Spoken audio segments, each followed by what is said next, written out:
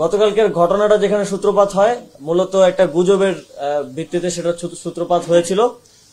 গুজব ছড়ানো হয়েছিল কারখানাগুলোতে যে আইন শৃঙ্খলা বাহিনী একজনকে রেপ করেছে এবং দুইজনকে খুন করে ডেড বডি ফেলে রেখেছে, এই ধরনের একটা গুজব ছড়ানো হয়েছিল।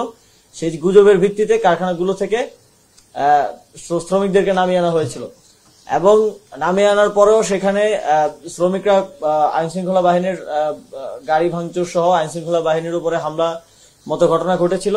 কিন্তু তখনও আইন শৃঙ্খলা বাহিনী যথেষ্ট ধৈর্যের পরিচয় দিয়েছে, কিন্তু শ্রমিকদের মধ্য থেকে কোনো একজন অনুপ্রবেশকারী বা এরকম কেউ গুলি ছুঁড়েছিল।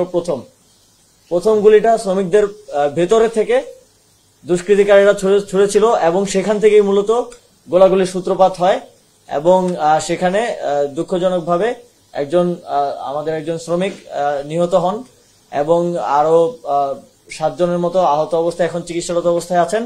আমরা তাদের চিকিৎসার দেখভাল করছি এবং আইন শৃঙ্খলা বাহিনীরও 13 জন চিকিৎসারত অবস্থায় আহত অবস্থায় আছেন।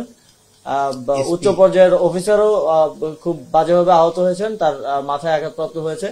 এই ঘটনাগুলোর ক্ষেত্রে আপনাদের প্রতি আমাদের আহ্বান থাকবে, আপনারা একটু ফ্যাক্টটা উপস্থাপন করবেন যে ঘটনার সূত্রপাত কিভাবে হলো এবং কিভাবে এই পর্যায়ে গিয়ে পৌঁছালো। অবশ্যই আমরা এই পরিস্থিতি কখনোই চাই না, আমরা শ্রমিক এবং আইন শৃঙ্খলা বাহিনীকে মুখোমুখি দাঁড় করাতে চাই না। প্রত্যেকটা জায়গাতে আপনারা দেখেছেন যেখানেই এতদিন ধরে আন্দোলন সেখানে চলছে, অসন্তোষ আছে, সেখানে আমাদের আইন শৃঙ্খলা বাহিনী মিডিয়েটর হিসেবে কাজ করেছে।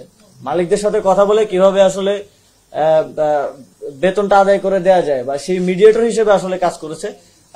এখন আর্মিও আছে, তারাও সেই কাজটা করার চেষ্টা করছে এবং আমরা বলে রাখতে চাই 24 তারিখ শ্রমিক মালিকের যৌথ বিবৃতিতে যেটা আমরা বলেছিলাম, মালিকরাও সম্মত হয়েছিল যে স্যালারি যদি না দেওয়া হয় আমরা মালিকদের বিরুদ্ধে ব্যবস্থা নিব এবং এই বিষয়ে আজকে আলোচনা হয়েছে, সিদ্ধান্ত হয়েছে যেসব কোম্পানির মালিকরা স্যালারি দিচ্ছেন না, দীর্ঘদিন ধরে আটকে রেখেছেন, সেই মালিকদের বিরুদ্ধেও আইনানুগ ব্যবস্থা নেওয়া হবে।